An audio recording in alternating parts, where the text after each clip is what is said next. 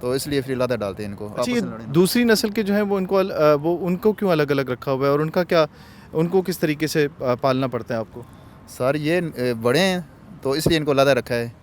تو وہ ان سے چھوٹے ہیں, وہ آپس میں نہیں رہ سکتے, ان کو علیحدہ رکھنا پڑتا ہے سارا سسٹم ان کا. اچھا، سارا دن لوگ یہاں سے گزرتے ہیں, تو آپ نے جس طرح سے کہا کہ یہ لوگوں سے ڈرتے بھی ہیں, یہاں پہ آنے والے لوگوں سے, تو اس کے لیے پھر کیا انتظام کیا آپ نے؟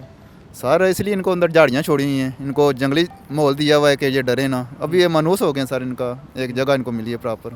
صحیح ہے, ان کا مسئلہ نہیں ہے. اچھا یہ بتاؤ کہ ان کو جب آپ یہاں پہ رکھتے ہو تو ان کی دیکھ بھال کے لیے خاص طور پہ جو موسم کا آپ نے بتایا کہ موسم کو جو ہے وہ کافی افیکٹ کرتے ہیں, تو جو پیدائش ہوتی ہے ان کی وہ کتنے عرصے میں ایک ہرن وہ اپنا جو ہے وہ بچہ جو ہے وہ پیدا کرتا ہے, اور دوسرے جو ہیں ان کی نسلوں میں کتنا فرق ہوتا ہے, وہ کتنے بچے پیدا کر سکتا ہے؟